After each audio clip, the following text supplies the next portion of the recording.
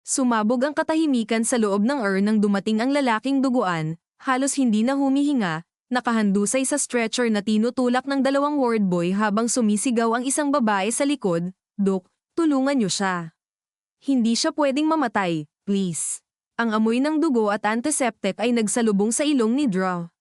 Mara Alvarez habang nagmamadali siyang magsuot ng gloves, ang ilaw sa itaas ay kumikislap na parang may sariling kaba, at sa loob ng ilang segundo ay naramdaman niya ang bigat ng desisyon na kailangang gawin. "BP?" Tanong niya ng mabilis, halos hindi tumitingin sa babae na umiiyak. 70 over pulp, Doc, sagot ng nurse habang pinipiga ang blood pressure cuff. Pulse, mahina, irregular. Sumulyap si Mara sa mukha ng pasyente, at doon siya natigilan, parang hinigop ng hangin ang lahat ng tunog sa paligid, dahil kilala niya ang lalaking iyon, si Victor de la Cruz, ang negosyanteng minsan niyang minahal at iniwan niya 10 taon na ang nakalipas nang matuklasan niya ang isang bagay na hindi niya kailanman napatawad. Ngunit ngayon, wala siyang oras para sa nakaraan. "Prep for intubation," utos niya, pilit pinipigil ang panginginig ng kamay. Ang babae sa likod, si Liza, asawa ni Victor, ay kumapit sa gilid ng stretcher, nanginginig ang boses. "Dok, please, iligtas niyo siya. May anak kami. Hindi ko kakayanin." Hindi sumagot si Mara. "Hindi pwede. Hindi ngayon." Nakatuon siya sa paghinga ni Victor, sa paglalagay ng tube, sa pag-check ng airway, ngunit sa bawat galaw niya ay bumabalik ang alaala ang gabing nalaman niyang si Victor ang may kinalaman sa pagkawala ng kanyang ama, isang dating barangay captain sa probinsya na misteryosong nawala matapos tumutol sa isang proyekto ng kumpanya ni Victor. "Tube in," sabi ng resident. "Bag valve mask." Huminga ng malalim si Mara, pinipilit ihiwalay ang emosyon sa trabaho. Ngunit habang pinapanood niya ang monitor na unti-unting bumabagal ang tibok, isang tanong ang sumisiksik sa isip niya, kung siya ang magdedesisyon, karapat-dapat ba si Victor mabuhay? Sa labas ng ang ulan ay bumubuhos sa kalye ng Quezon City, ang ilaw ng mga tricycle at jeep ay kumikislap sa basang aspalto, habang ang mga tao ay nagtatago sa mga waiting shed, walang kaalam-alam na sa loob ng ospital ay may isang desisyong maaaring magbago ng maraming buhay. "We're losing him," sabi ng nurse. "Prepare for CPR." Biglang sumigaw si Liza, "Dok." Napatingin si Mara sa kanya, at sa sandaling iyon ay nakita niya hindi lang ang takot kundi ang desperasyon ng isang babaeng handang ibigay ang lahat para sa pamilya. At doon siya natamaan ng salitang pamilya, isang bagay na nawala sa kanya dahil sa lalaking nasa harap niya ngayon. Ngunit kahit ganoon, isa siyang doktor. May sinumpaan siya. "Start compressions," utos niya, matigas ang boses. Habang pinipindot ng resident ang dibdib ni Victor, ang bawat pagtulak ay parang kumakatok din sa konsensya ni Mara. Isang bahagi ng sarili niya ang gustong hayaan na lang, hayaan na matapos ang lahat, hayaan na mawala ang lalaking Sam Ira sa pamilya niya. Ngunit ang isa pang bahagi, ang bahagi na nag-aral, nagsakripisyo, at nanumpa na magligtas ng buhay ay sumisigaw. "Charge ta 200, sabi niya. Clear. Ang kuryente ay dumaloy sa katawan ni Victor, ang katawan nito ay umangat sandali, at bumalik sa stretcher. Tahimik ang ilang segundo. Lahat nakatingin sa monitor. Isang patag na linya. Walang tibok. "Again," sabi ni Mara, mas mahigpit ang tono. "Charge." Sa pangalawang pagkakataon, mas malakas ang kabog ng puso ni Mara kaysa sa makina. Clear. Pagkatapos ng shock, biglang may maliit na paggalaw sa monitor, isang mahina, halos hindi mapansing spike. "We have a rhythm," sabi ng nurse, tila hindi makapaniwala. Napaupo si Liza sa sahig, umiiyak, paulit-ulit na nagpapasalamat. Ngunit si Mara ay hindi gumalaw. Nakatingin lang siya kay Victor, sa mukha nitong mapatla, at sa loob niya ay hindi pa tapos ang laban. Dahil alam niyang ang pagbabalik ni Victor sa buhay ay hindi lang simpleng medical case, ito ay pagbabalik ng isang lihim na matagal na niyang tinatago. Lumipas ang ilang oras, at si Victor ay nailipat sa ICU, ang mga makina ay patuloy na humuhuni, ang ilaw ay malamlam, at ang hangin ay malamig. Nakaupo si Mara sa labas, hawak ang chart, ngunit hindi niya ito binabasa. Sa halip, nakatitig siya sa pintuan, parang may hinihintay na mangyari.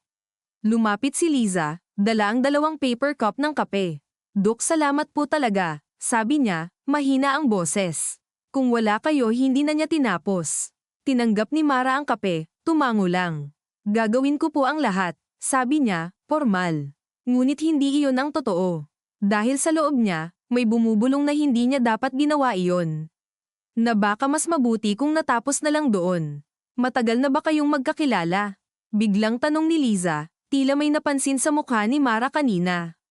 Napatigil si Mara. Saglit siyang tumingin sa kape, sa usok na unti-unting nawawala, bago sumagot. Hindi. Sabi niya, diretso. Pasyente lang po. Ngunit habang sinasabi niya iyon, alam niyang nagsisimula ng mabuo ang kasinungalingan na kakailanganin niyang panindigan. Sa loob ng Aiko, bahagyang gumalaw ang daliri ni Victor, parang may sinusubukang hawakan sa hangin, at sa isang iglap, ang tahimik na makina ay nagbigay ng kakaibang tunog, isang indikasyon na ang lalaking iyon ay hindi lang basta nabuhay muli, kundi may dalang katotohanang maaaring sumira sa lahat ng itinago ni Mara sa loob ng 10 taon. Sa kabilang dulo ng ospital, sa isang madilim na koridor malapit sa fire exit, isang lalaking nakahod ang tahimik na naglalakad, hawak ang cellphone, binabasa ang mensahe, buhay pa siya. Huminto siya, tumingin sa kisame, at ngumiti ng bahagya. Ayusin niyo, bulong niya, saka pinatay ang ilaw sa koridor, at ang dilim ay lumamon sa espasyo na parang babala sa mga susunod na mangyayari. Sa nurses station, hindi mapakali si Mara kahit nakaupo siya ng tuwid at kunwaring nagre-review ng chart, dahil mula sa salamin ng Aiko ay kita niya ang mahinang paggalaw ng dibdib ni Victor, ang dahan-daang pagtaas-baba na parang paalala na may mga bagay talagang bumabalik kahit matagal mo nang ibinaon. Ang fluorescent light sa itaas ay may malamig na puting liwanag na lalo lang nagpaputla sa mukha ng mga bantay at nurse na galing sa night shift, at sa pagitan ng mga tunog ng monitor, rolling stool, at malalayong yabag sa koridor, para bang may sariling tibok ang ospital kapag alang-a ng oras hindi tulog, hindi rin ganap na gising, basta buhay at nagmamatsyag. Inangat ni Mara ang kape ngunit hindi niya ininom. Malamig na iyon, tulad ng mga bagay na pinili niyang lamigin sa sarili niya. Doc, maingat na tawag ng staff nurse na si Elaine. May tumawag po sa Aiko phone. Hindi nagpakilala. Ang sabi lang, bantayan niyo si room 7, baka hindi na umabot ng umaga. Napalingon si Mara, dahan-dahan, at sa simpleng kilos na iyon ay dumaan sa kanya ang isang luma at pamilyar na pangamba. Hindi ito aksidente. Alam niya kaagad. Masyadong maaga para sa threat, masyadong direkta para sa biro. Ni-report mo ba sa security? Tanong niya. Opo, Doc, pero sabi iikot daw sila sa floor. Napatitig si Mara sa glass panel ng Aiko. Nakahiga roon si Victor, walang kalaban-laban, may endotracheal tube, may central line, may mga numerong nakasabit sa bawat bip ng makina, pero sa kabila ng lahat ng iyon, alam niyang si Victor pa rin ang klase ng lalaking kahit nakapikit ay may kakayahang manggulo ng buhay ng iba. Hindi niya moari kung alin ang mas totoo sa nararamdaman niya, ang takot na may gustong tumapos kay Victor, o ang takot na baka magising ito at magsalita. Ako na ang titingin, sabi niya, tumayo, inayos ang stethoscope na nakasampay sa leeg. Pagpasok niya sa Aiko, sumalubong ang mas malamig na hangin, amoy plastic, oxygen, at disinfectant. Sa loob, tila lumiit ang mundo at naging pulso, presyon, paghinga. Lumapit siya sa kama ni Victor. May pasa sa sentido. May tuyong dugo sa buhok na hindi pa ganap nalilinis. May manipis na hiwa sa labi. Ang mukha nitong Daisy laging maingat ang ayos, laging may kumpiyansa, ay parang punit na maskara na ngayon lamang nakitang may laman palang takot at kahinaan. Anong ginawa mo sa sarili mo? Bulong ni Mara, hindi malinaw kung tanong iyon o sambat. Habang chine-check niya ang pupil response at inaayos ang IV line, may kumalabit na alaala sa isip niya isang gabi sa lumang bahay nila sa Batangas, amoy ulam na pinakulo ang sinaing at ginisang bawang, ang ama niyang si Ernesto nakaupo sa kahoy na bangko habang tahimik na naghahapunan, at siya, mas bata, mas idealistic, kinukwento kay ama ang lalaking mahal niya noon. May pangarap po siya, Tay, sabi niya sa ganita, med student pa lang siya noon, may liwanag sa mga mata. Hindi siya yung tipong puro salita lang. Naaalala niya ang mabigat na tingin ng ama, ang paraan nitong hindi agad sumagot kapag may nararamdaman siyang mali. Anak, sabi nito noon, dahan-dahan, ang tao hindi nakikilala sa pangarap. Nakikilala yan sa pinipili niya kapag may mawawala sa kanya. Noong panahong iyon, hindi niya naintindihan ang bigat ng payo. Ngayon, Para iyong kutsilyong matagal nang nakabaon at tuwing gagalaw siya ay mas lumalalim. Umilo ng bahagya ang monitor. May pagbabago sa pressure. Napansin ni Mara na nanginginig ang daliri ni Victor, banayad ngunit malinaw. Lumapit siya, halos automatikong kinuha ang flashlight at tinapat sa mata nito. Victor, bulong niya, bagaman dapat hindi pangalan ang gamit ng doktor sa ganoong sandali kung gusto niyang manatiling detached. Umikot ng bahagya ang mata ng lalaki sa ilalim ng talukap, saka unti-unting nagmulat. Mabigat, litong-lito, parang umaahon mula sa ilalim ng tubig. At nang tuluyang nagtagpo ang mga mata nila, nagbago ang hangin sa silid. Hindi agad pagkilala ang dumaan sa tingin ni Victor. Mas nauna ang sakit, pagkatapos takot, at saka, parang kidlat, ang alaala. Kumunat ang noo nito, pilit iginalaw ang ulo. Huwag. Mariing sabi ni Mara, nilapat ang palad sa balikat nito. Naka-intubate ka, huwag kang gagalaw. Nangingilid ang luha sa gilid ng mata ni Victor, hindi dahil sa lamang o pagsisisi kundi sa hilaw na panik ng taong alam na may humahabol sa kanya.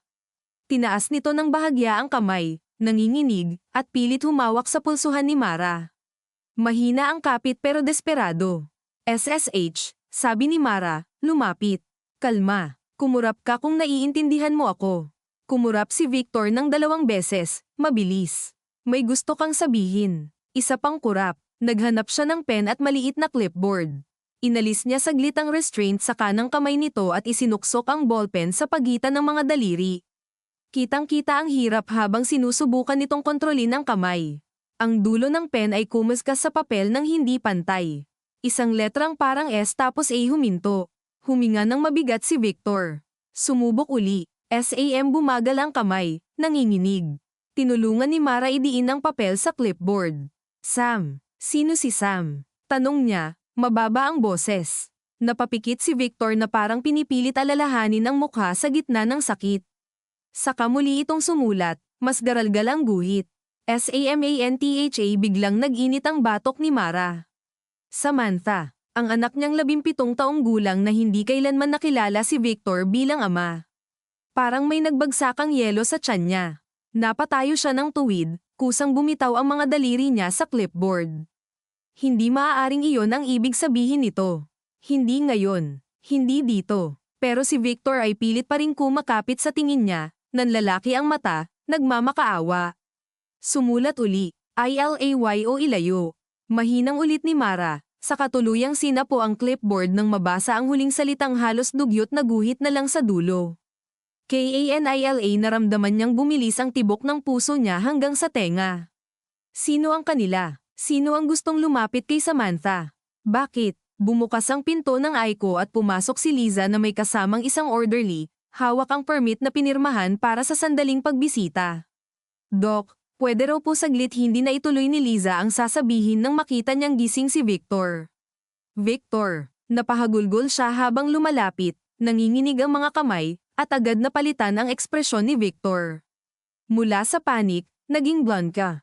Isang mabilis, halos likas na pagtatakip. Hinayla ni Mara ang sariling damdamin papalayo, ibinalik ang restraint, itinago ang clipboard sa ilalim ng chart. Sandali lang, sabi niya, professional ang boses kahit binabayo ang dibdib niya. Hindi pa stable ang pasyente. Gising siya, umiiyak na sabi ni Liza. Naririnig mo ba ako? Ako ta. Lumapit si Liza sa kama at hinaplos ang noo ng asawa.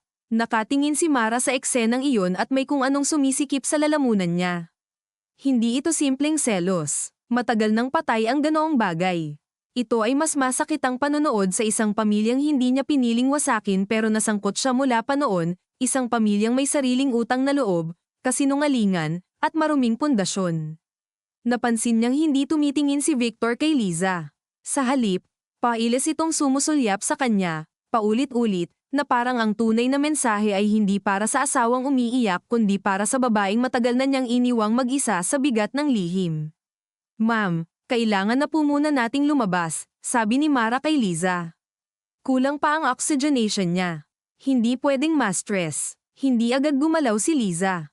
Nagpunas siya ng ilong gamit ang likod ng kamay at tumingin kay Mara ng diretso. May gusto po bang sabihin si Victor? Naramdaman ni Mara ang tusok ng tanong. Wala pa. Disoriented pa siya. Pero nakatingin siya sa inyo. Sandaling katahimikan. Sa katahimikang iyon narinig ni Mara ang mahihinang tunog mula sa suction, ang pagaspas ng kurtina sa vent, ang malayong anunsyo sa pa-system. Bawat maliit na tunog ay parang humahaba. Normal po iyon, sabi niya sa wakas. Minsan kung sino ang unang nakita pagmulat, doon kumakapit ang pasyente. Hindi niya alam kung naniwala si Liza. Ngunit tumango ito, marahan, na may pag-aalinlangan sa mukha. Nang may hatid palabas ang babae, napahawak si Mara sa rail ng kama ni Victor at yumuko ng bahagya. Bakit mo isinulat ang pangalan ng anak ko? Pabulong ngunit madiin niyang tanong. Anong alam mo? Nangingilid muli ang luha sa mata ni Victor. Hindi siya makasagot. Hindi pa. Humigpit ang panga ni Mara.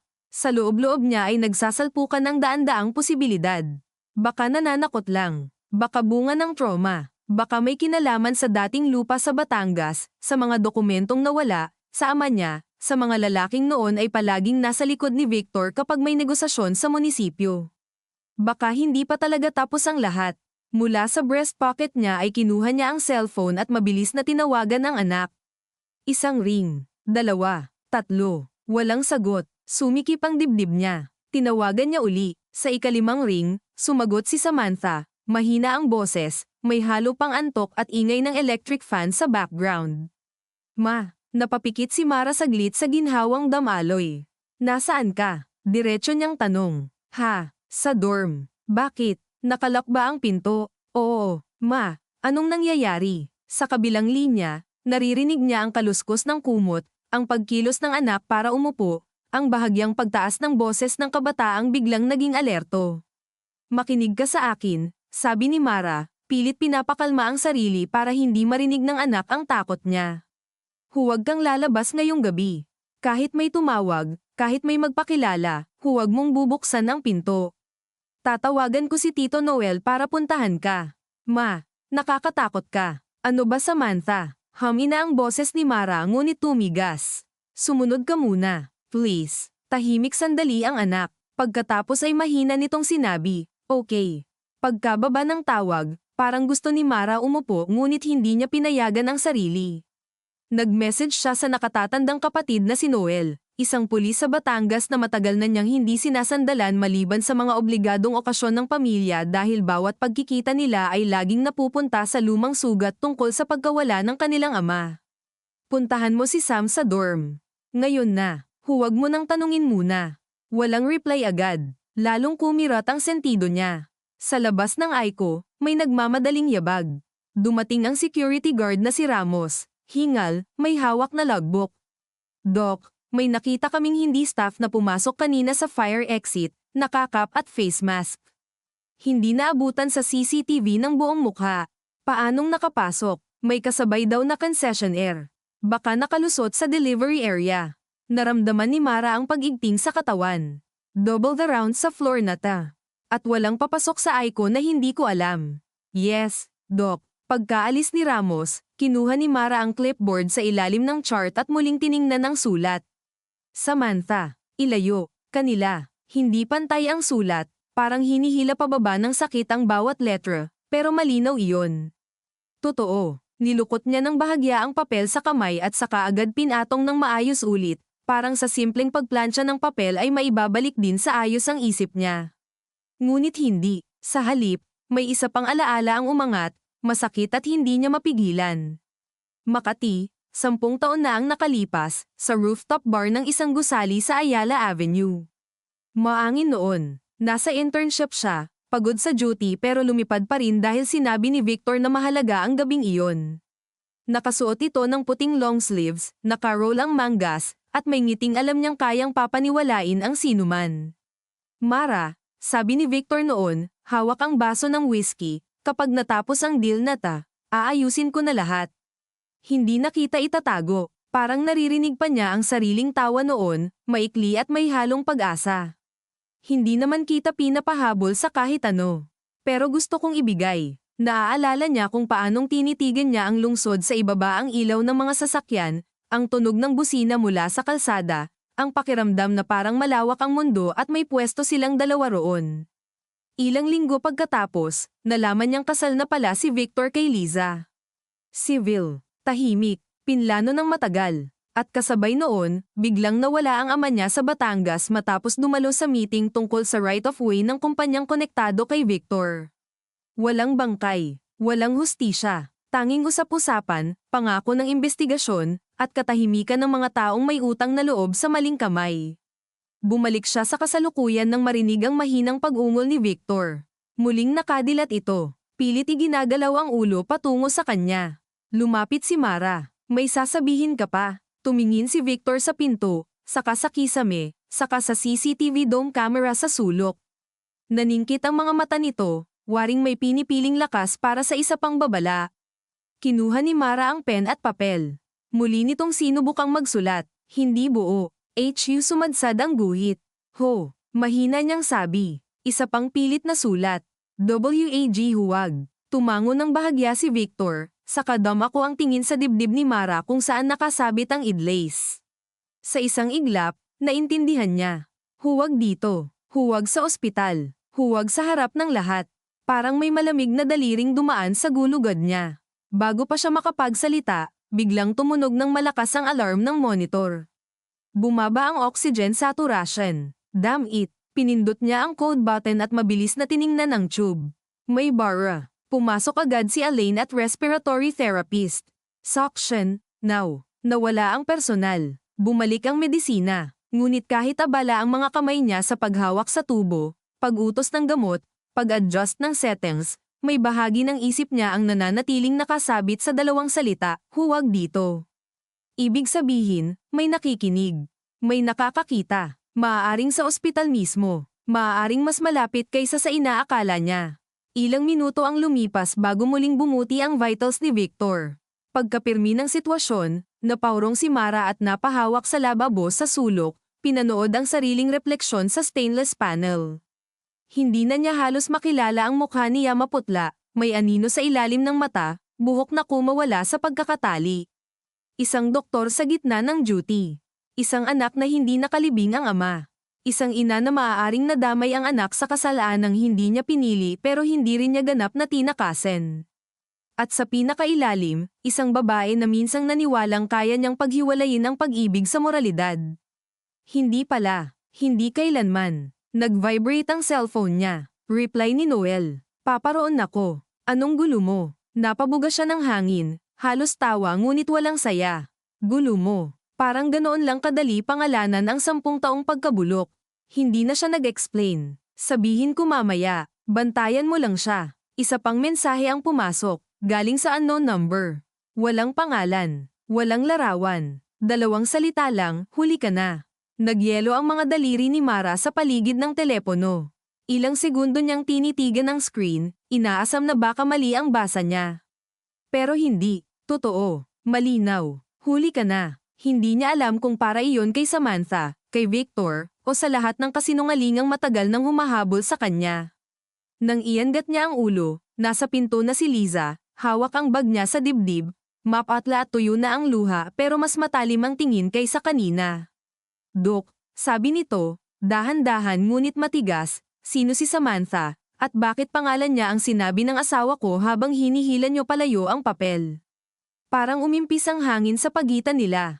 Walang beep, walang yabag, walang ulan sa labas, tanging 2 babae at isang pangalang hindi na dapat lumutang sa gabing iyon.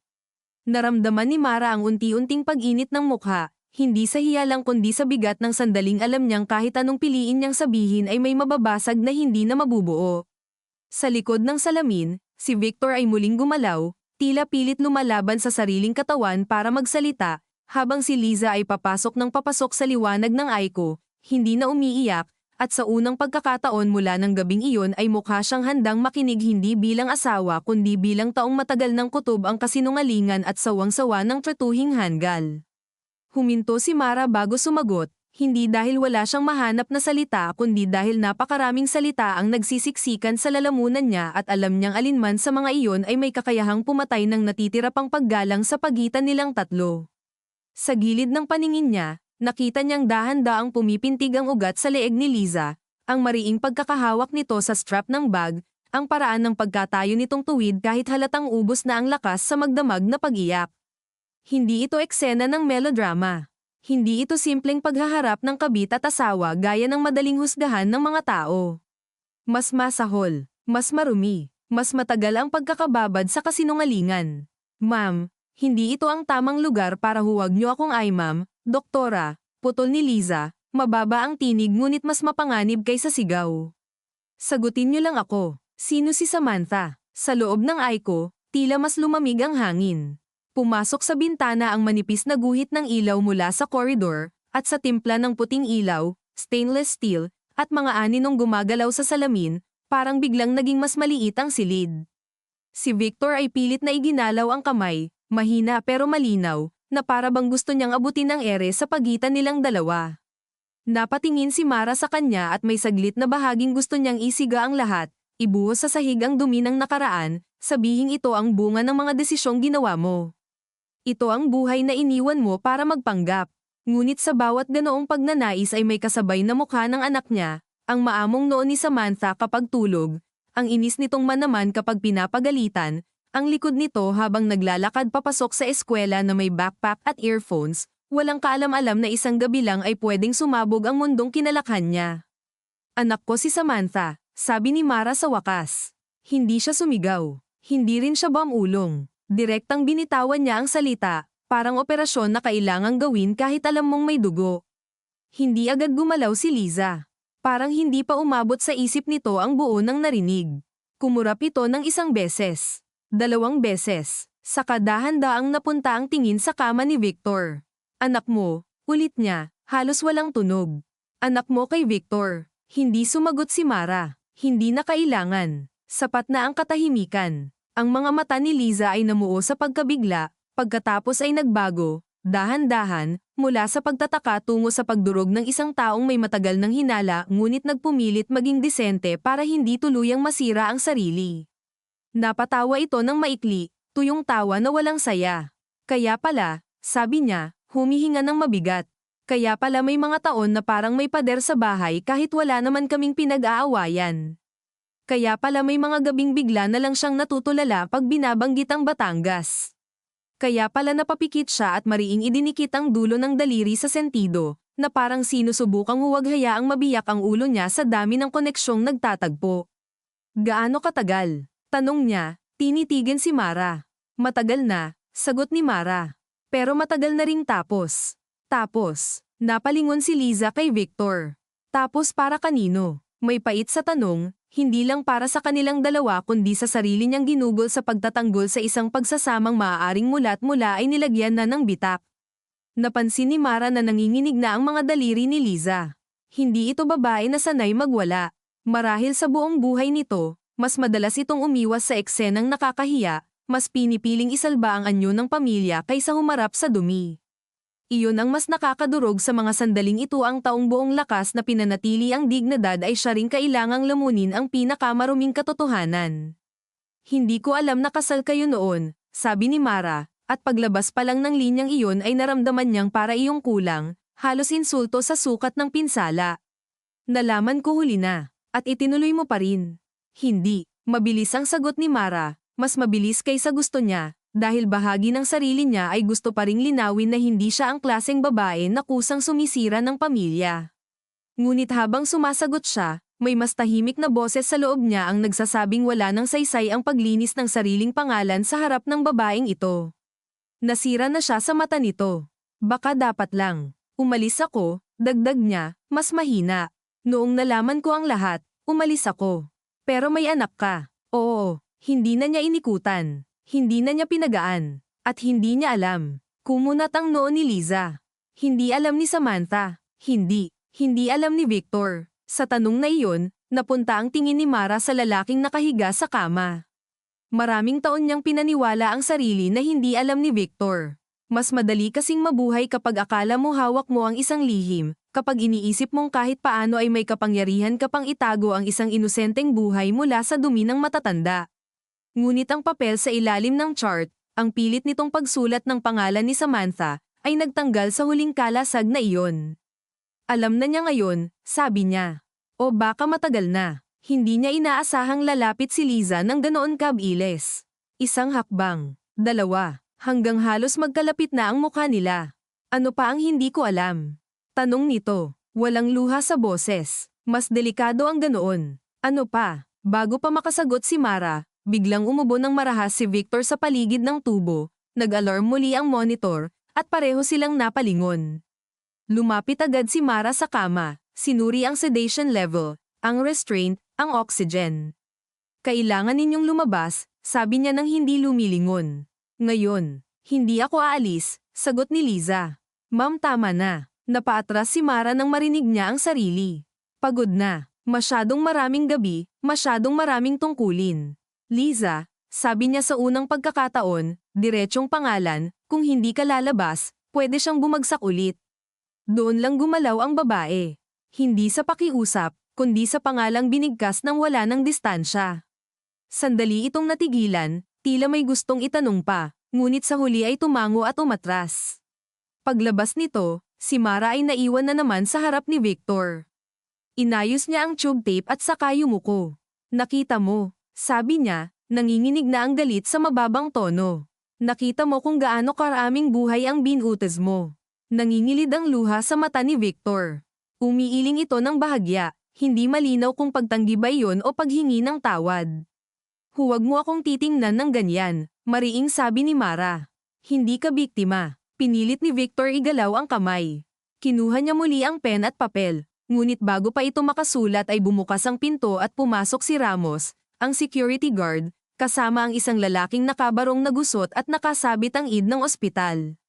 Doc, sorry po, pero nandito po si Admin Officer Reyes. May concern daw po sa media at sa pulis. Si Reyes ay may mukha ng lalaking sanay sa pag-ayos ng iskandalo bago pa ito maging iskandalo. Mabilis ang ngiti, mahinang boses, at laging parang may hawak na invisible na plancha para pakinisin ang gusot ng mayayaman. Doc Alvarez, sabi nito, halos pabulong, good evening. Kumusta ang pasyente? Critical but stabilized, sagot ni Mara, tuyo. May kailangan. May tumawag po kasi sa admin. Nagtatanong tungkol sa admission ni Mr. De La Cruz. Mukhang may leak, sumulyap si Reyes kay Victor, saka ibinalik ang tingin kay Mara. Ang bilin po ng legal team ng family, walang lalabas na impormasyon. Wala ring police access hanggat hindi malinaw ang circumstances. Legal team ng family, ulit ni Mara, may possible crime scene ang pinanggalingan niya. Hindi pwedeng pigilan ng pulis. Doc, alam ko po, pero may process. Naramdaman ni Mara ang pamilyar na inis sa burokrasya, iyong tono ng mga taong mas inuuna ang posisyon kaysa sugat. Kung may threat sa pasyente, mas dapat may police access. Understood po, pero may instruction na rin ang board. Hindi niya napigilan ang maikling tawa. Sino ba talaga ang ginagamot dito, pasyente o reputasyon? Napaatras ng bahagya si Reyes, ngunit hindi nawala ang paamo nitong anyo.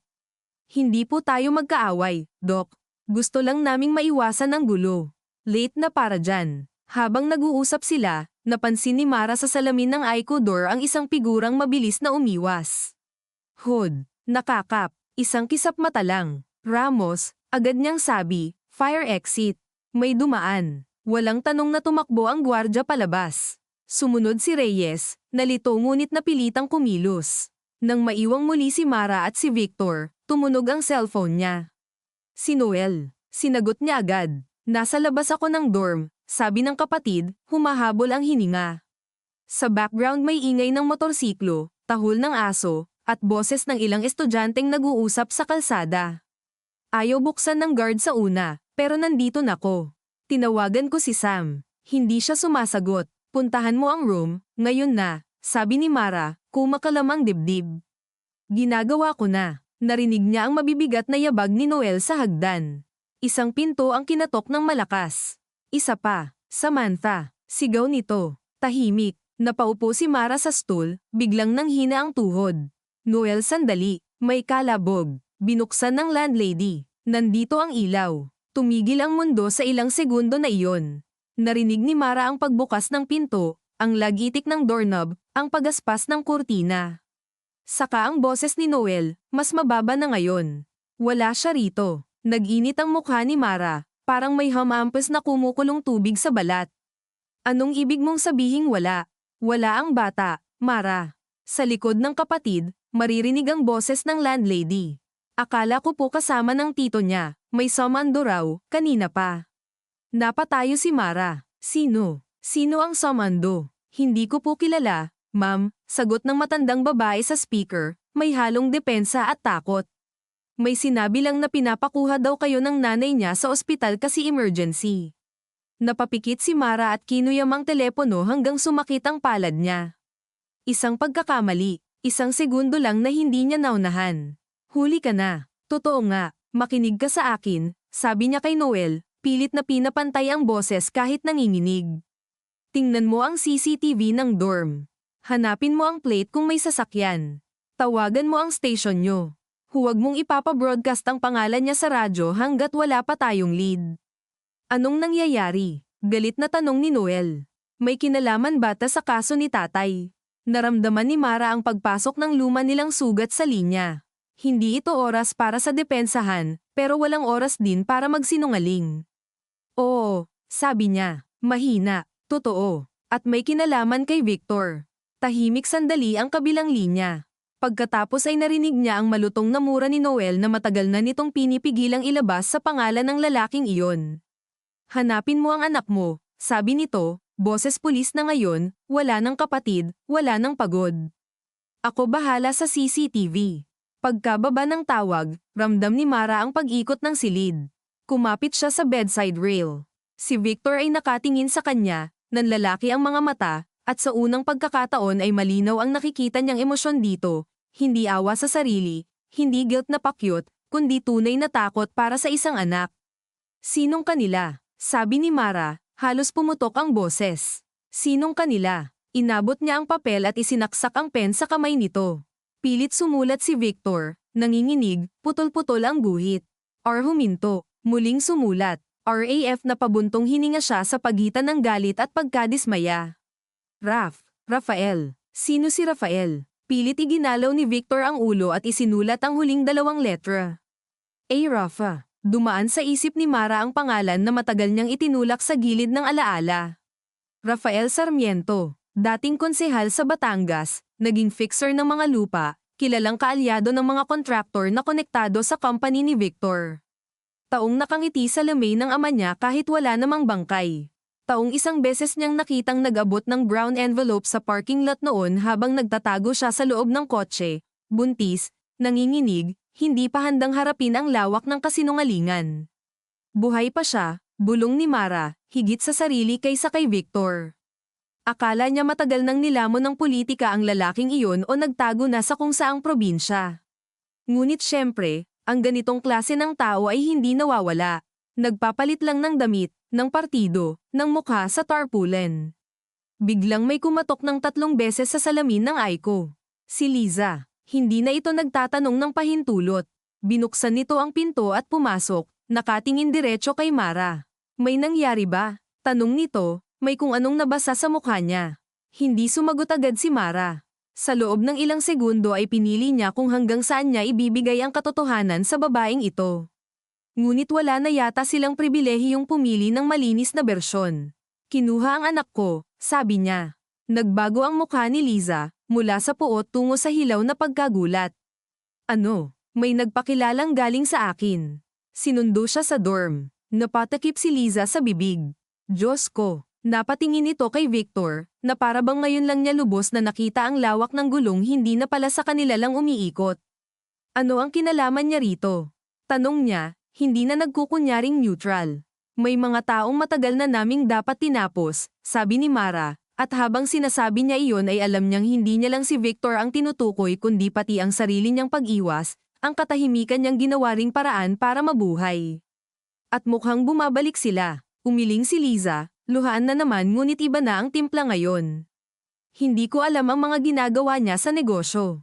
Sinusubukan kong hindi makialam. Akala ko mas mabuting hindi ko alam. Minsan mas komportable talaga ang hindi alam, sagot ni Mara, at agad niyang pinagsisihan ang tigas ng boses dahil nakita niyang tumama iyon ng diretso sa hiya ng babae. Saglit silang parehong tumahimik. Sa katahimikan, may isang mapait na pagkilala na dumaan sa pagitan nila, pareho silang may bahagi sa pagpapaikot ng kasinungalingan, bagaman magkaiba ang paraan. Si Victor ang nagtahi, sila ang pumayag na isuot, sa magkaibang panahon, sa magkaibang dahilan. Si Liza ang unang nagsalita. Sabihin mo ang kailangan kong gawin. Hindi inaasahan ni Mara iyon. Bakit? Dahil kung totoo ang lahat ng ito, hindi lang ikaw ang niloko, sabi ni Liza, mabagal ngunit buo ang bawat salita. At kung may batang nadamay, ayoko nang umarte na parang sapat na ang pagiging legal wife para malinis ang konsensya ko.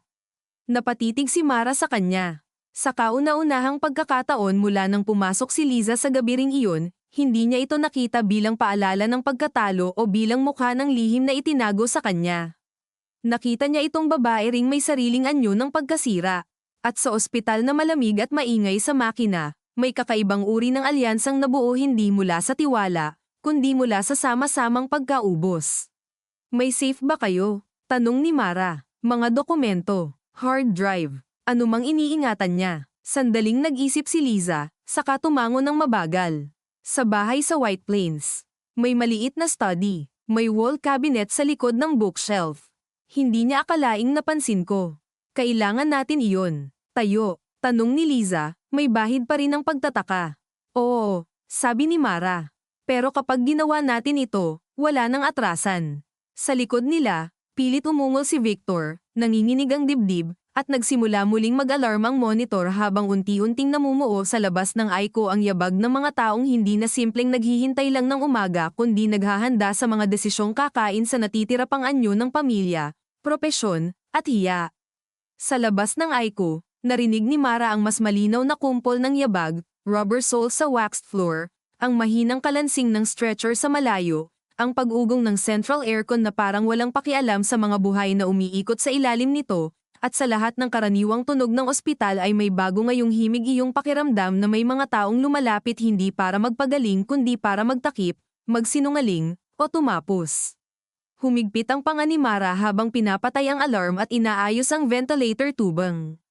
Stable na ulit, sabi niya, halos sa sarili lang, ngunit ang totoo ay wala nang stable sa gabing iyon. Lumingon siya kay Liza. Kailangan kong umalis ng sandali. Hindi agad sumagot si Liza.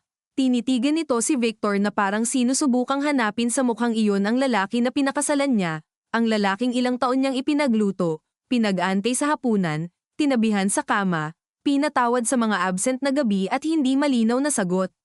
Ngunit ang nakahiga sa kama ay tila ibang tao na mas payat, mas takot, mas totoo.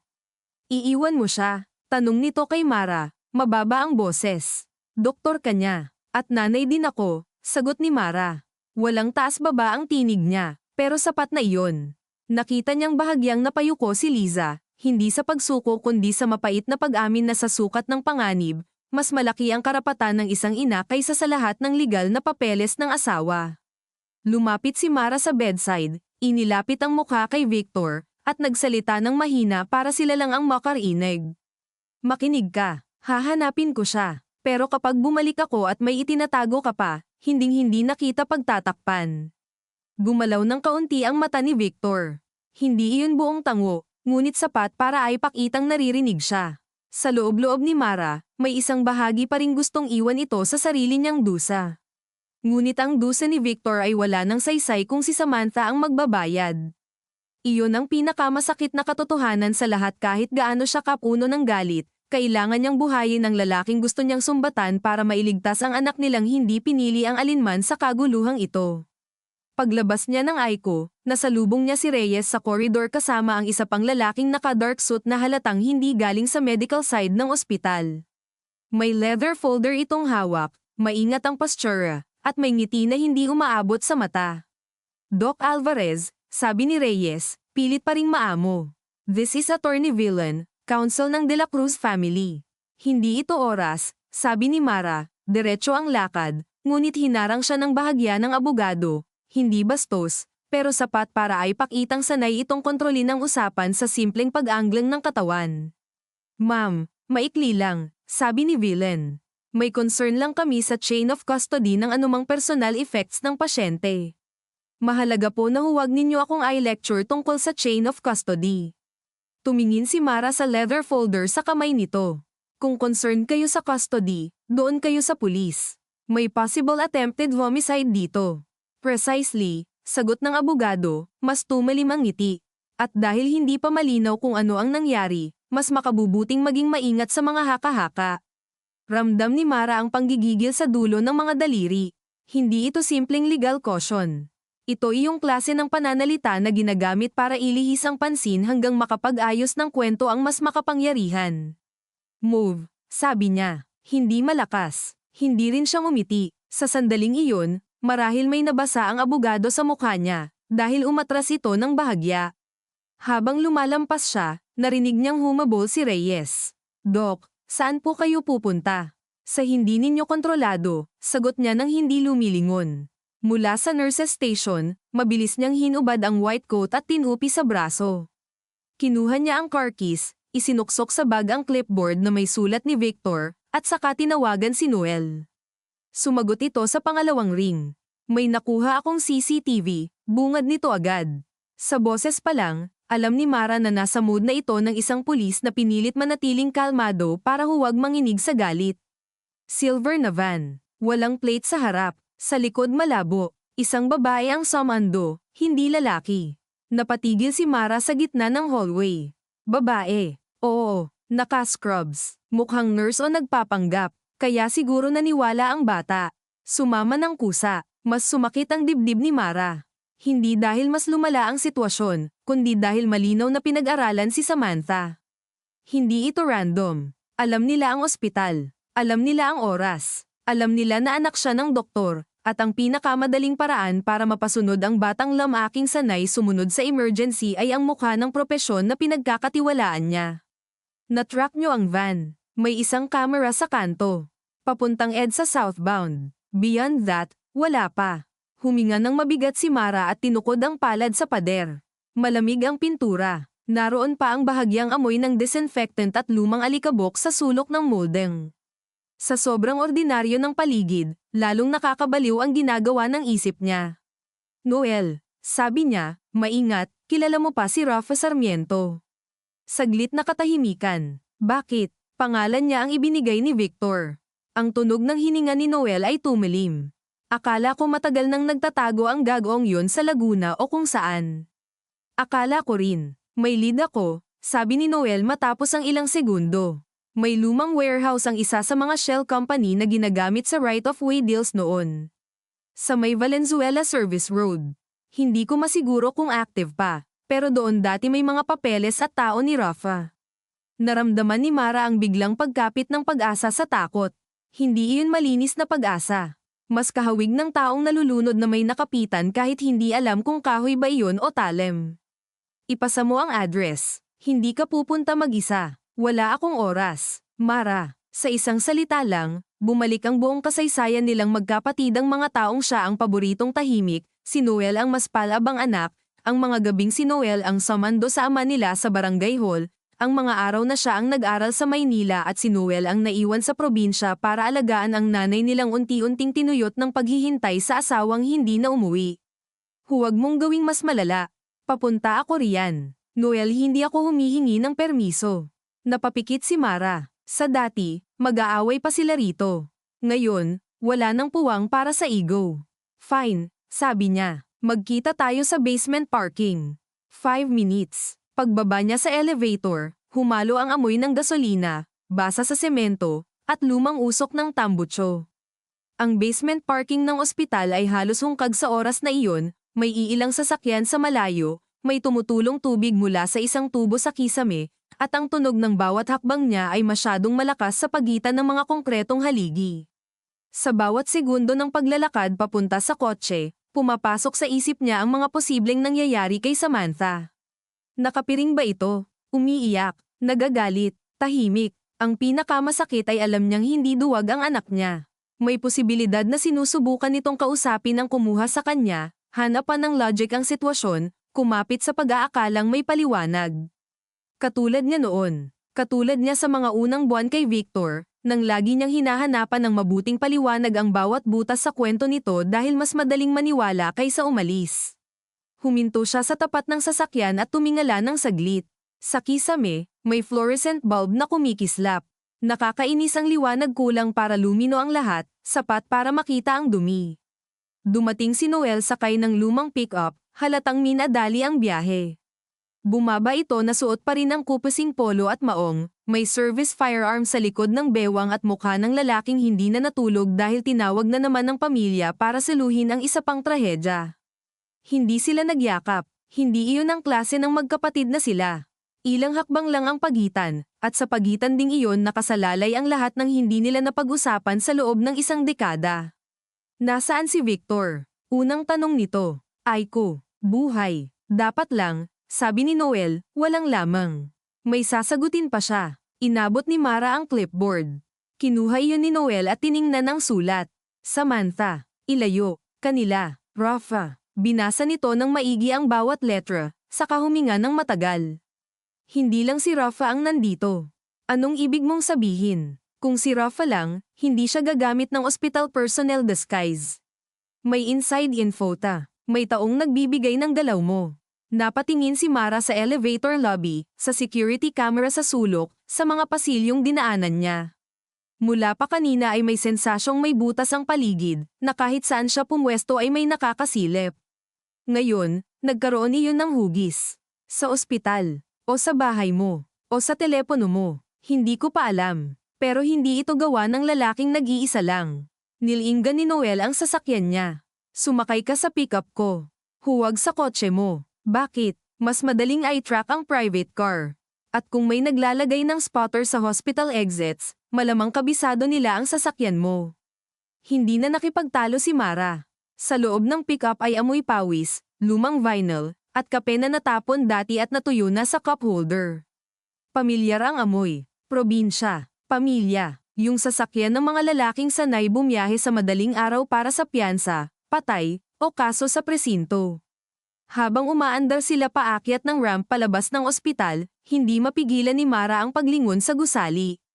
Sa taas, sa isa sa mga madidilim na bintana, may naaninag siyang figurang nakatayo. Hindi niya maaninag kung sino. Baka staff lang, baka hindi, ngunit sapat na para iparamdam sa kanya na pag-alis niya roon ay hindi paglayo sa panganib kundi pagpasok sa gitna nito. Tahimik sila sa unang ilang minuto sa kalsada. Basang-basa pa ang mga lane sa ulan kanina. May kumikislap na pulang ilaw ng mga bus sa unahan, may mga delivery truck sa service road, may iilang motor na sumisingit sa pagitan ng mga sasakyan na parang walang pakialam sa bangin ng disgrasya sa bawat galaw. Sa loob ng pick-up, tanging tunog ng wiper at makina ang kasama nila. Si Noel ang unang nagsalita. Bakit hindi mo sinabi sakin? Hindi niya kailangang itanong kung alin doon. Alam niya, si Samantha, si Victor, ang pagbubuntis, ang dahilan ng biglang paglayo niya sa Batangas noon. Dahil galit ka na nga kay Victor noon pa lang, sagot ni Mara habang nakatingin sa daan. Kung sinabi ko, baka may napatay ka. Baka may nailigtas ako. Tumama iyon. Umayo si Mara sa upuan at tumingin sa kapatid.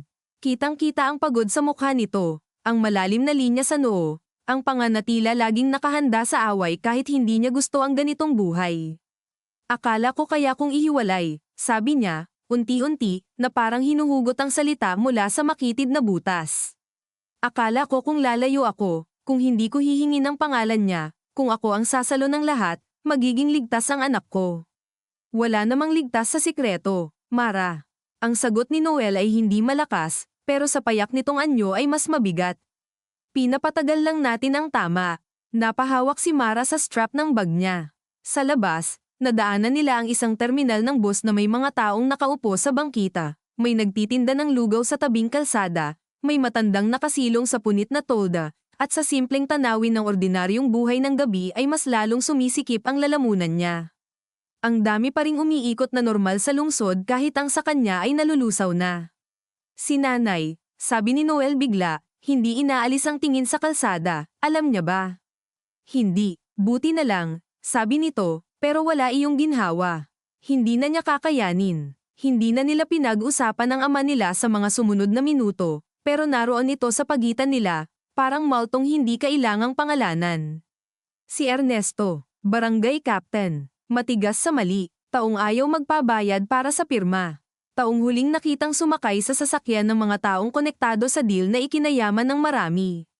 Taong wala pa ring hustisya dahil nagkapit-kapit ang pera, hiya, at takot. Huminto sila sa isang gasolinahan malapit sa service road hindi para magpagis kundi para magpalit ng direksyon ng hindi halata. Pinatay ni Noel ang ilaw sa loob ng pickup. "Hintayin mo rito," sabi niya. "Titingnan ko lang kung may nakasunod. Wala tayong oras. Mas lalo tayong mawawalan kung diretso tayong magpapakita." Bumaba ito at naglakad papunta sa convenience store na parang ordinaryong bibili lang ng tubig. Naiwan si Mara sa loob, nakatingin sa windshield na may manipis pang guhit ng ulan. Sa kabilang dulo ng gasolinahan, may dalawang kabataang nakamotor, parehong may helmet, nakatambay lang at umiinom ng soft drinks. Maaaring wala lang, maaaring sila. Bawat tao ngayon ay posibleng banta, at ang ganitong klaseng pag-iisip ang mabilis sumire sa bait ng tao. Sinubukan niyang huminga ng dahan-dahan. Inalala niya si Samantha sa edad na 7, nakaupo sa sahig ng maliit nilang apartment sa QC, pinupunasan ng watercolor ang sariling kamay habang nagrereklamo na bakit wala silang pet dog. Inalala niya ang unang regla nito, ang gabing umiiyak sa banyo dahil akala mamamatay na siya, at siya, sabog sa duty pero pinili pa ring umupo sa tiles at magpaliwanag ng mahinahon. Inalala niya ang mga simpleng sandaliang paboritong tapsilog, ang inis sa calculus, ang pangarap maging architect, ang pag-akyat sa jeep, ang pag-ikot ng mata kapag pinapaalalahan ng mag-text pag-uwi. Sa bawat alaala, lalong lumalaki ang bigat ng ideya na maaaring hindi niya alam kung saan naroon ang anak niya ngayon. Bumalik si Noel na may 2 bote ng tubig at mas mahigpit ang mukha. "May sedan na 2 beses kong nakita mula ospital hanggang dito," sabi nito habang sumasakay. "Baka coincidence, baka hindi, lilihis tayo." "Noel, ano? Kung si Rafa nga ito nabitin siya." Hindi niya mabuo ang susunod na pangungusap dahil kapag binuo niya, para na rin niyang tinanggap na posibleng ginagamit si Samantha hindi lang para takutin si Victor kundi para ikulong silang dalawa sa iisang hukay ng mga kasalanan noon. "Alam ko," sabi ni Noel. "Kaya bilisan natin." Muli silang humandar, ngayon ay dumaan sa mas madilim na bahagi ng service road. Sa gilid ay may mga bodega, saradong talyer, kalbong lote na tinubuan ng damo at tambak ng sirang hollow blocks. Ang hangin sa lugar ay may halo ng kalawang, kanal, at langis. Ito ang mga espasyong walang interes ang lungsod hanggat wala pang nasusunog o may bangkay. Habang papalapit sila sa address na ipinasa ni Noel, ramdam ni Mara ang dahan-daang pagbabago ng kwento sa loob niya. Kanina, ang sentro ay ospital, records, pahintulot, mga ilaw na puti at malamig. Ngayon, papasok sila sa lugar ng mga pasyang hindi na kayang saluhin ng protocol. Hindi pa ito ang dulo, alam niya. Hindi pa sila malapit sa kapayapaan. Ngunit ramdam niyang may isang pinto na mabubuksan ngayong gabi na hindi na muling maisasara, at pagkatapos noon ay wala ng bersyon ng buhay nila ang mananatiling buo. Sa dulo ng makipot na kalsada, lumitaw ang bakal na gate ng lumang warehouse, kalahating bukas, may isang ilaw lang sa loob na kulay dilaw at nanginginig sa hangin, habang sa labas ay nakaparada ang silver na van na walang plaka sa harap. Hindi agad huminga si Mara. Nakatingin lang siya sa van na parang sa simpleng pagtitig ay mabubuksan niya ang loob at makikita roon ang anak niya, buo, galit, buhay. Ngunit ang nakikita lang niya ay ang maputlang kinang ng bakal sa ilalim ng dilaw na ilaw, ang tubig ulan na dumaikit sa gilid ng pinto, at ang putik na kumapit sa gulong na nagsasabing malayo-layo na rin ang dinaanan nito ngayong gabi. Pinatay ni Noel ang makina. Biglang lumaki ang katahimikan. Sa labas ng pick-up, rinig ang mahinang ugong ng transformer sa poste, ang tilaok ng isang naliligaw na manok sa malayo, at ang tunog ng tubig na tumutulo mula sa sirang alulod ng warehouse papunta sa semento. "Wala kang gagawing padalos-dalos," mahina ngunit matigas na sabi ni Noel habang inaalis ang seatbelt. "Kapag narinig mo akong sabihing yuko, yuko ka. Kapag sinabi kong bumalik sa sasakyan, babalik ka. Hindi ako mananatili sa loob kung nandoon si Sam. Alam ko, pero huwag mong kalilimutan na hindi ka armado. Hindi ko rin kakalimutan na anak ko ang nasa loob." Napalingon si Noel sa kanya. Sa sandaling iyon, nakita ni Mara sa mukha ng kapatid ang pinaghalong awa at pagod, parang gusto nitong sabihin na matagal na siyang pagod maging sumasalo sa pamilyang ito, ngunit wala nang saysay ang mga reklamo kapag may batang hawak ng mga taong hindi marunong maawa. Marahang tumango si Noel. "Sige, pero makikinig ka sa akin." Binuksan nila ang pinto ng pick-up ng sabay. Agad sumalubong ang amoy ng basang semento, kalawang, at lumang kahoy na parang ilang taon nang ibinabad sa alikabok at pawis ng mga trabahador na wala na roon. Mula sa kalsada hanggang sa gate ay may maliliit na bato at basag na bote ng soft drink. May poste sa gilid na halos maputol na ang ilaw, kumikislap sa hangin. Sa likod ng bakal na gate, bukas ng kaunti ang isang mas malaking rolling door, sapat para may manipis na guhit ng dilaw na liwanag na tumatapon palabas sa putik. Yumuko si Noel at sinipat ang lupa. 2 pares ng sariwang bakas, bulong niya. Isa mabigat, isa mas magaang. At ito tinuro niya ang isa pang bakas. Sapatos na hindi pang lalaki, posibleng babae. Sumikip ang sikmura ni Mara. Naisip niya ang sinabing babae ni Noel sa CCTV, ang naka-scrubs, ang uri ng panlilinlang na pumapasok sa tiwala ng batang hindi pa lubos naniniwalang kayang gamitin ng mga matatanda ang uniforme bilang armas. Naririnig mo ba? Tanong ni Noel. Napatigil si Mara. Sa una ay wala. Pagkatapos, mula sa kailaliman ng warehouse, may tunog na metal chain na dahan-daang kumakalansing, at kasunod noon, isang mahinang boses na hindi niya agad masigurong tao o hangin. Humakbang siya pasulong, ngunit hinawakan siya ni Noel sa braso. Dahan-dahan. Tumagos sila sa siwang ng gate. Malamig ang bakal nang dumampi sa balikat ni Mara. Pagpasok pa lang sa bakuran, napansin niya ang mga lumang palet na nakasalansan sa isang tabi, ang lumubog na bubong ng maliit na opisina sa gilid, at ang mga tambak ng sako na basa sa ilalim. Sa itaas, may ilaw na dilaw mula sa iisang industrial bulb sa loob ng warehouse, hindi sapat para lumino ang lahat, kaya mas lalong humahaba ang mga anino sa sahig. Ang bawat hakbang nila ay maingat. Si Noel nasa unahan, kamay malapit sa bewang, handang bumunot. Si Mara sa likod, nanginginig ang tuhod ngunit pilit kontrolado ang hininga. Sa paglapit nila sa rolling door, mas lumino ang mga tunog sa loob. May radyo, mahina. Isang lumang love song, basag ang speaker. May tunog din ng kahoy na hinihila sa sahig. At pagkatapos, malinaw, ang boses ng isang dalagita, galit, nanginginig ngunit pilit matapang. Hindi ako iihi habang nakatingin ka. Huminto ang puso ni Mara sa isang pintig. Samantha, isang hakbang pa lang sana siya pasulong ngunit mabilis siyang pinigilan ni Noel at ipinagdikit ang hintuturo sa labi. Sumilip ito sa siwang ng pinto. Sa kamarahang umatras at bumulong, may 2. Isang babae, isang lalaki. Nasa gitna si Sam, nakaupo sa monoblock, nakatali ang isang kamay sa armrest pero hindi mukhang sinasaktan. Hindi pa, hindi pa. Ang 2 salitang iyon ang lalo pang dumurog sa loob ni Mara. Gusto niyang sumugod, tawagin ang anak, yakapin ito, ngunit ang isip niyang ilang taon ng sinanay sa tri-age at crisis ay nagsasabing hindi pwede ang emosyon ang mauna. Kailangan tiyakin ang tiyempo. Kailangan hindi magulat ang mga may hawak. Kailangan buhay ang bata. Mula sa loob, muling nagsalita ang babae, mas malakas, may tono ng nang-Aalaska. Arte mo. Akala mo naman hindi ka pa tinitingnan ng mga tao sa eskwela. Bastos ka, sagot ni Samantha.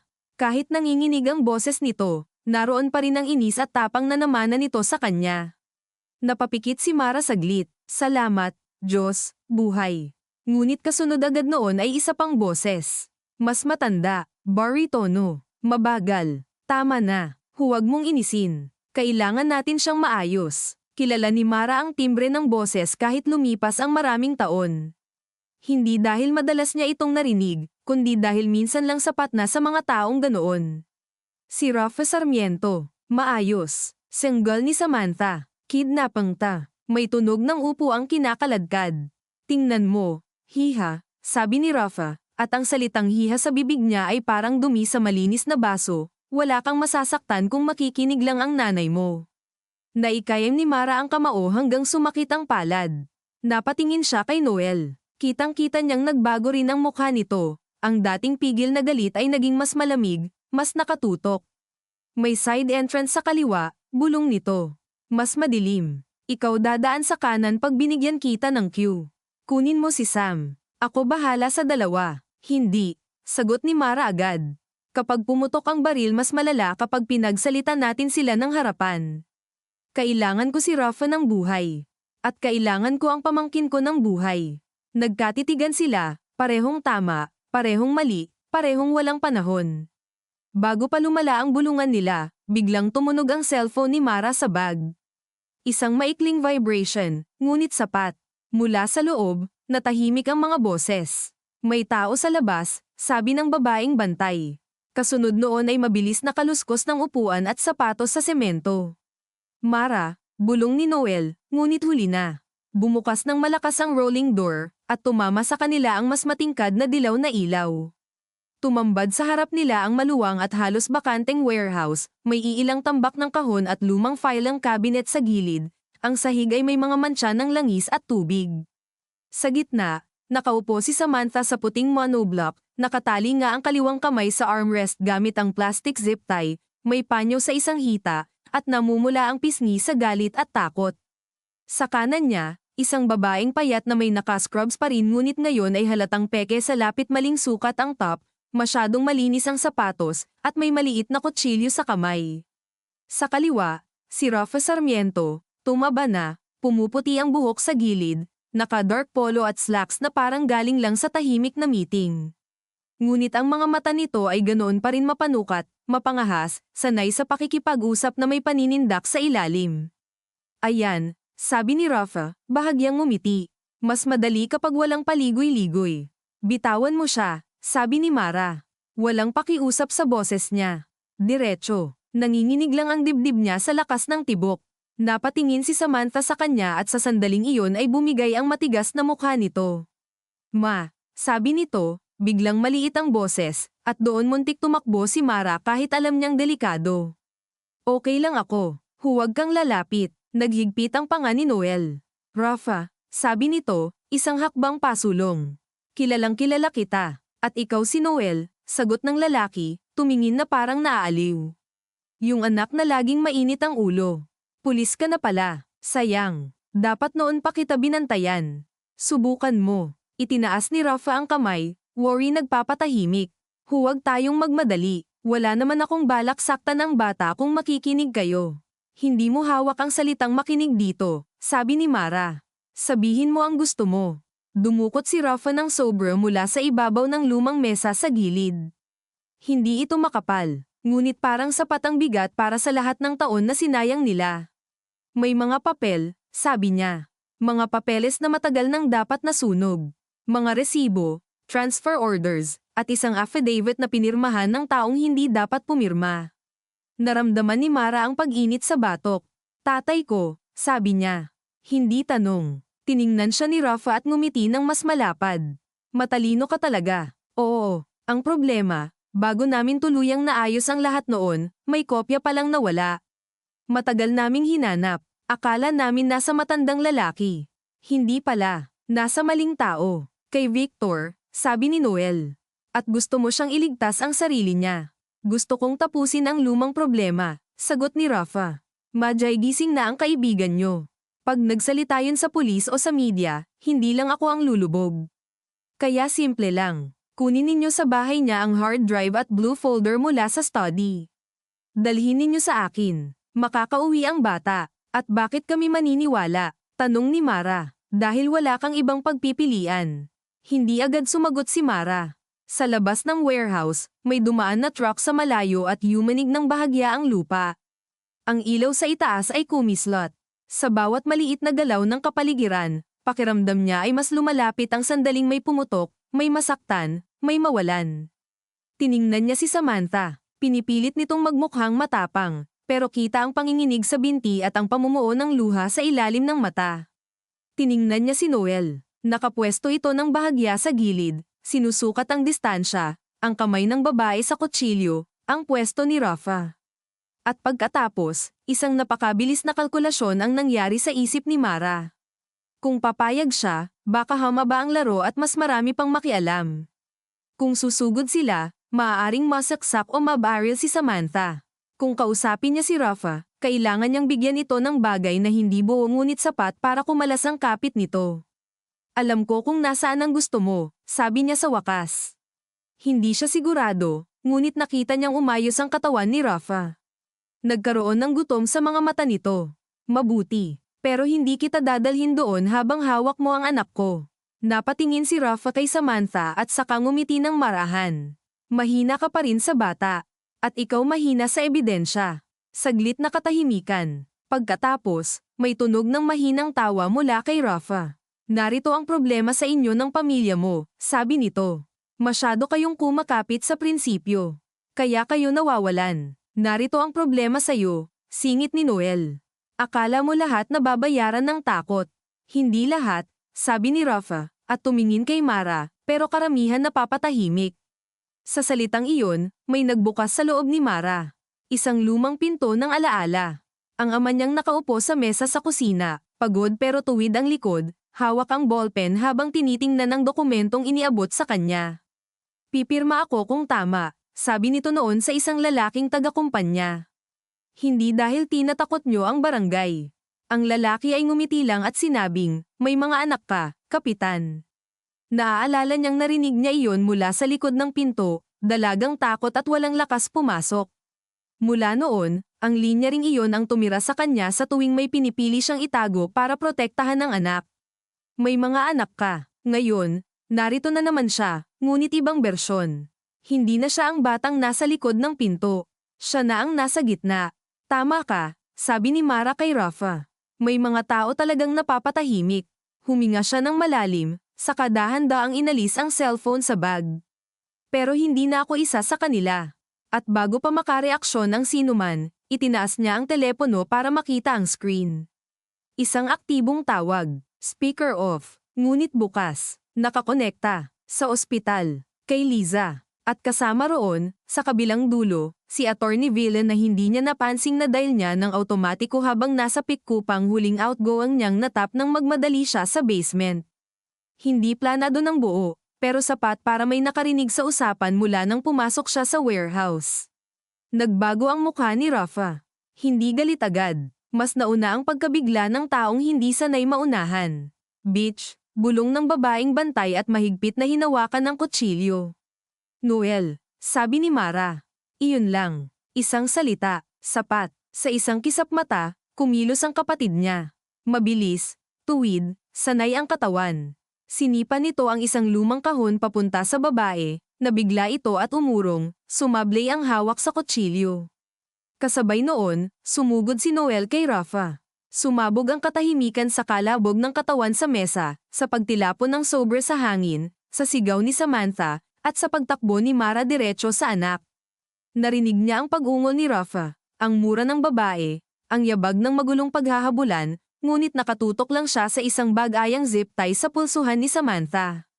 Ma, nanginginig ang kamay ni Samantha ngunit pilit nakataas para maabot niya. Tingnan mo ko, sabi ni Mara, hingal, kinakapa ang tali. Tingnan mo lang ako. Sa peripheral vision niya ay nakita niyang sinugod ng babaeng bantay si Noel mula sa tagiliran at kumislap ang kutsilyo sa ilaw. Noel, sigaw niya. Lumingon ang kapatid sa eksaktong segundo para maarang ang braso ng babae, ngunit kasabay noon ay nakaahon si Rafa at may metal pipe na nahablat mula sa sahig. Tinamaan si Noel sa balikat. Napadaing ito at napaluhod ng bahagya. Sa loob ng isang iglap, nagpasya si Mara hindi bilang doktor o takot na ina kundi bilang taong sawang-sawa ng unahin ng anyo ng tama kaysa ang mismong buhay.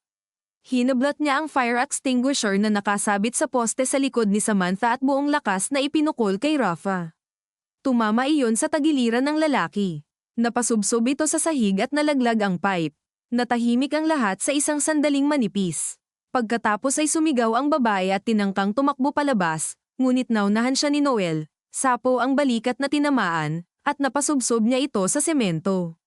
Sa gilid ng mata ni Mara, nakita niyang nakawala na ang zip tie at niyakap siya ni Samantha ng napakahigpit, ang buong katawan nito ay nanginginig, basa ng pawis at luha. Ma, ulit-ulit nitong sabi, parang bata ulit, parang balik sa mga taon na kaya pa niyang pahupain ang lahat sa yakap lang. Niyakap niya rin ito, mariin, halos masakit, at sa unang pagkakataon sa gabing iyon ay pinayagan niyang umagos ang luha. Ngunit ilang segundo lang, dahil sa kabilang panig ng warehouse ay gumagapang pa rin si Rafa papunta sa sober at sa nalaglag na baril ni Noel na tumilapon sa sahig nang tamaan ito sa balikat.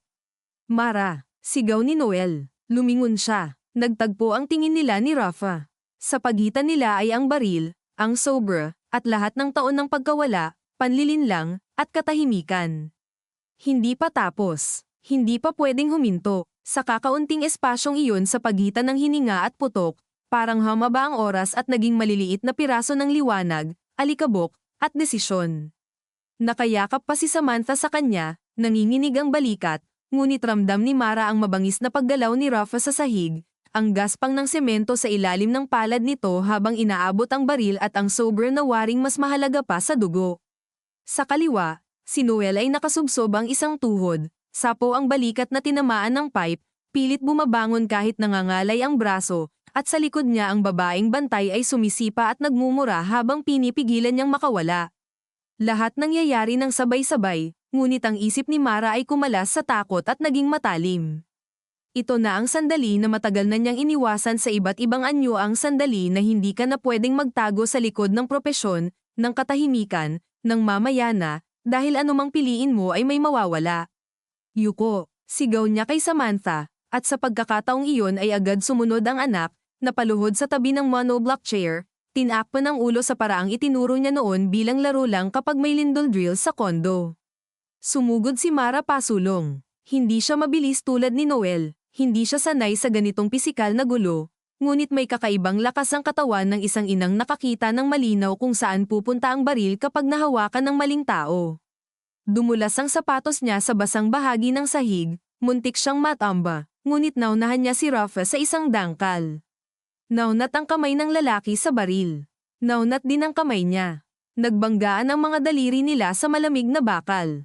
Humigpit ang panga ni Rafa. Bitaw, ungol nito, at naamoy ni Mara ang halo ng lumang sigarilyo at apdo sa hininga ng lalaki. Pumatay ka muna, sagot niya, at hindi niya alam kung kanino nanggaling ang boses na iyon, dahil parang hindi sa sarili niyang laging maingat magsalita. Hinayla ni Rafa ang baril.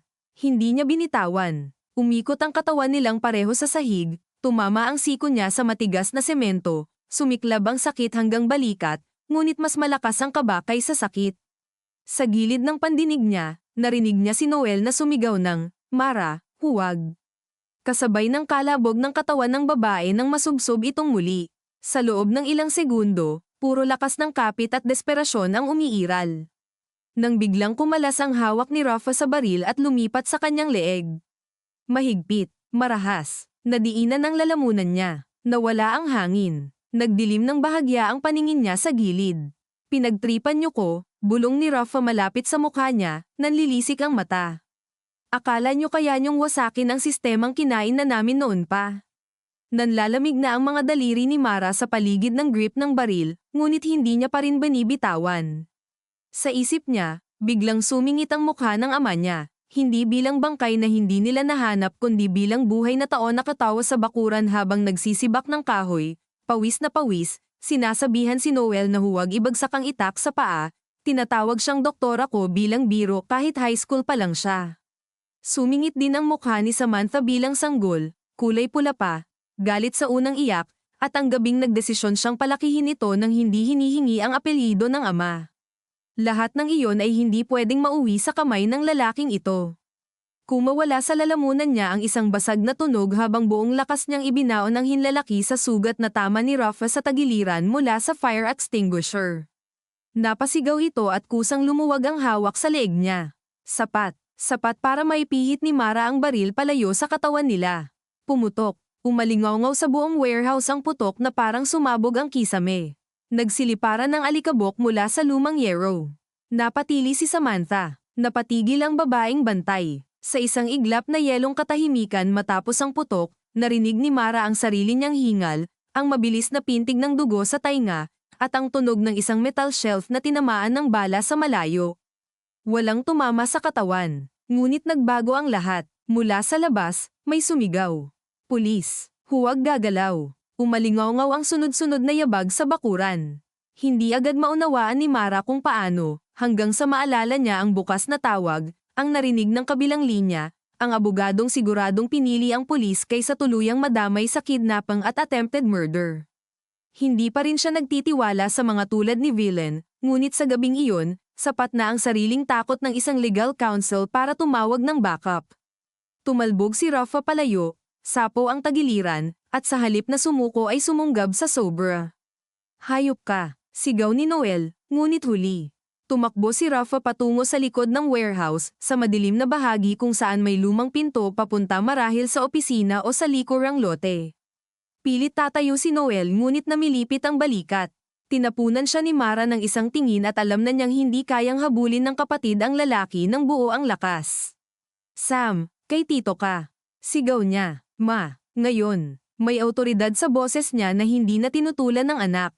Gumapang si Samantha papunta kay Noel habang ang mga pulis sa labas ay papasok pa lang sa main entrance. At si Mara, hingal, masakit ang lalamunan, ay tumakbo kasunod ni Rafa sa likod ng warehouse.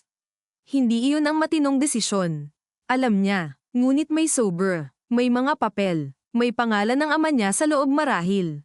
May mga pirma, resibo, ebidensyang pwedeng muling ibaon o pagkakitaan o baluktutin.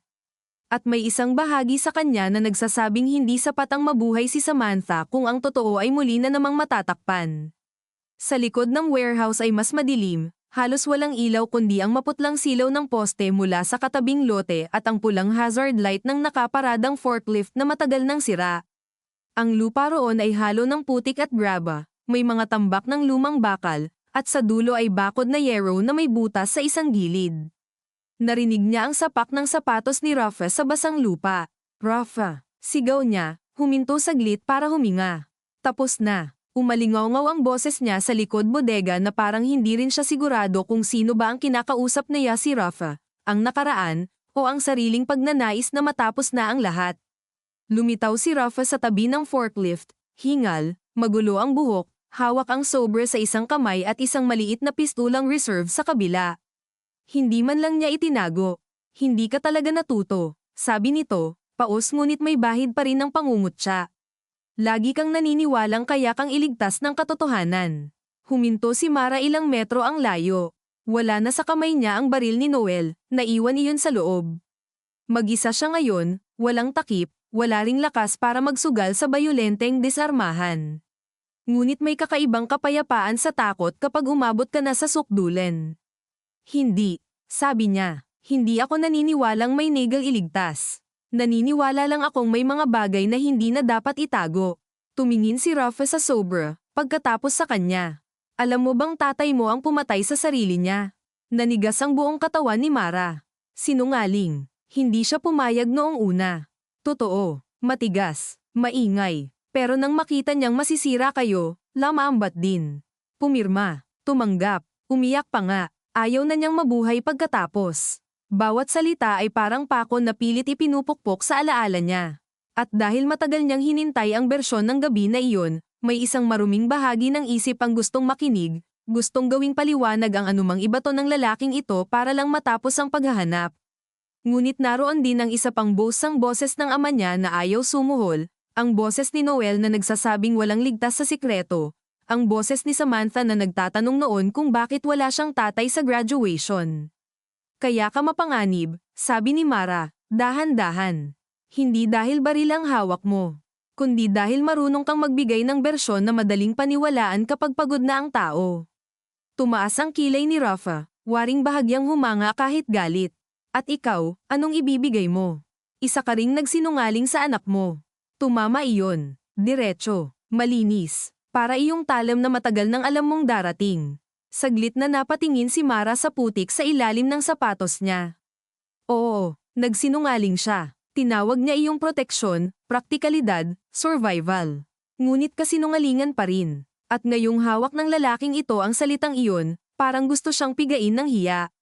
Naalala niya ang titig ni Samantha sa likod ng warehouse, ang pagkayakap nito na parang bata ulit. Kapag natapos ang gabing ito, wala nang paraan para manatili ang dati. Kailangan niyang sabihin ang totoo. Hindi lahat ng detalye marahil sa isang upuan, hindi sa paraang sisira agad sa anak, ngunit sapat para hindi na ito muling maging bihag ng sikreto ng matatanda. Oo, sabi niya, at sa simpleng pag-amin na iyon ay may kung anong pumutok sa loob niya, hindi tulad ng bala kundi tulad ng litid na matagal ng sobrang higpit. Nagsinungaling ako, at babayaran ko iyon. Pero hindi ka na makakagamit ng anak ko para itago ang sayo. Sa malayo, narinig niya ang papalapit na yabag ng mga pulis sa loob ng warehouse. May sumisigaw ng clear this side. At check the rear. Mabilis na nagbago ang mukha ni Rafa. Doon lang nasalayan ni Mara ang pinakaubod ng taong ito, hindi ang makinis na fixer, hindi ang konsehal, hindi ang lalaking sanay sa pananakot, kundi ang takot ng taong alam na kapag nahuli siya ngayon, may mabibitawang pangalan at may mga dating kapanalig na handang siya naman ang ibaon. Hindi ako babagsak mag-isa, sabi niya, boses na ngayon ay mas totoo kaysa sa lahat ng nauna. Itinaas niya ang maliit na baril. Hindi diretso kay Mara, kundi sa sariling sentido. Rafa, sigaw ni Mara, at kusang umabante ang isang hakbang. Hindi dahil gusto niya itong iligtas bilang tao, kundi dahil alam niyang kapag pinatay nito ang sarili, may bahagi ng katotohanan na mamamatay na naman at mapipilitang buuin sa mga pirasong hindi sapat. Huwag mong gawing madali para sa sarili mo. Napatawa si Rafa ng maikli. Madali, nanginginig ang ngiti nito. Mula pa noong pinapasok ako sa mga tulad ni Victor, wala nang madali. Ang pinagkaiba lang, marunong akong mabuhay sa dumi. Hindi ka nabuhay, sabi ni Mara. Nagtago ka lang ng matagal. Ilang segundo, 2 taong sugatan ng nakaraan, nakatayo sa likod ng bodega, parehong may gusto sa katotohanan pero magkaiba ang dahilan. Sa wakas, dumating ang 2 pulis sa likod, may flashlight at armas na nakatutok. Ibagsak mo ang baril, sigaw ng isa. Lumingon si Rafa sa kanila, saka muling tumingin kay Mara. At doon niya nakita ang pasya sa mga mata nito. Hindi ito sisuko ng buo, ngunit hindi rin ito itutuloy ang pinakamadaling wakas. Mabagal, itinaas nito ang sobre sa ere at pinunit sa gitna. Hindi, napasugod si Mara, pero huli. Lumipad ang mga papel sa basa at maruming hangin. Ang ilan ay nahulog sa putik, ang ilan ay sumabit sa lumang bakal, ang ilan ay nagtuloy sa kanal sa gilid. Kasabay noon, binitawan ni Rafa ang baril at tumakbong muli papunta sa butas ng Yarrow. Pumutok ang warning shot ng isang pulis. Nadapa si Rafa sa putik, sumalpok ang balikat sa bakal, ngunit nakabangon pa rin. Isang ikalawang putok, sa pagkakataong iyon, tumama sa binti. Napasubsob siya ng tuluyan. Mabilis na nilapitan ng mga pulis, pinadapa, pinusesan, at sa gitna ng putik at mura nito ay nagpatuloy sa pag-aresto. Nakatingin lang si Mara sa mga papel na nagkalat. Para siyang nahihilo. Dahan-dahan siyang lumuhad sa putik at isa-isang dinampot ang mga mababasa pa. May logo ng kumpanya, may photocopy ng titulo, may listahan ng cash disbursement. At sa isa, halos mapunit na sa basa, naroon ang pirma ng ama niya. Ernesto Alvarez. Nanginginig ang mga daliri ni Mara habang hinahawakan ang papel. Pirma nga iyon. Ngunit sa ilalim, may nakasulat sa ibang tinta, ibang sulat kamay, pinilit ako. Kung may mangyari sa akin, hindi ako pumayag. Napasinghap siya. Hindi niya alam kung luha o ulan ang bumasa sa papel at sa mukha niya. Hindi siya nakapagsalita. Sa likod niya, dumating si Noel, hingal, hawak-hawak si Samantha sa balikat. Mara, sabi nito, ngunit nang makita ang papel sa kamay niya ay tumigil. Lumapit si Samantha, marahan, parang takot ng bahagya sa anyo ng inang nakaluhod sa putik na may hawak na piraso ng nakaraan. Ma, tiningnan siya ni Mara. Sa ilaw ng flashlight at sirang poste, sa gitna ng putik, dugo, at humihinang adrenaline, nakita niya ang anak niya hindi na bilang batang kailangan lang itago sa katotohanan kundi bilang taong nasugatan na ng lihim kahit hindi pa nito alam ang buong kwento. Hindi na pwedeng ipagpaliban. Okay ka lang ba? Tanong ni Samantha. Paos. Napangiti si Mara ng mahina, isang ngiting may sakit. Hindi, sabi niya, totoo sa unang pagkakataon ng ganito kalinaw.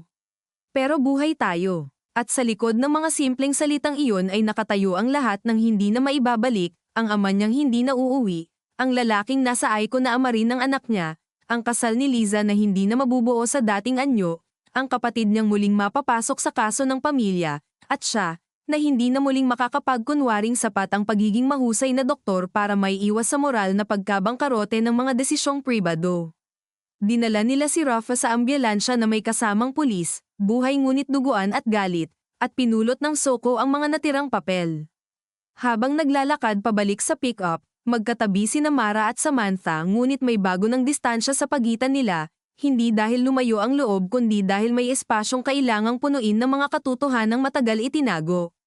Sa loob ng sasakyan, hindi agad humandar si Noel. Tahimik lang silang tatlo. Naririnig ang mahinang static ng police radio, ang malayong busina sa highway, at ang mahinang paghinga ni Samantha na pilit pinapakalma ang sarili. Sa wakas, nagsalita ang anak niya, nakatingin sa windshield. May sasabihin ka sa akin, no? Pinaikit ni Mara ang mga mata sa loob ng isang segundo.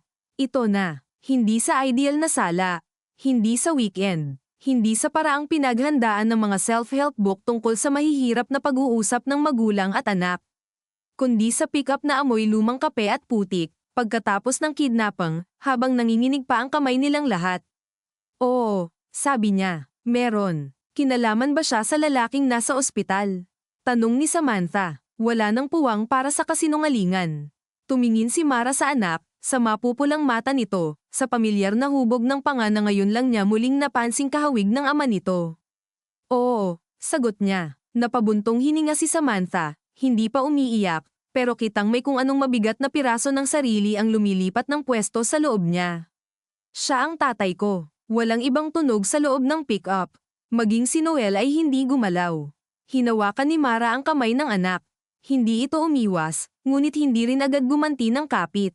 Oo, saglit na kumurap si Samantha, na parang inaayos ng isip ang mukha ni Victor sa ospital, ang sariling mga tanong sa nakaraan, ang mga blankong espasyo sa family day forms at school projects tungkol sa father figure.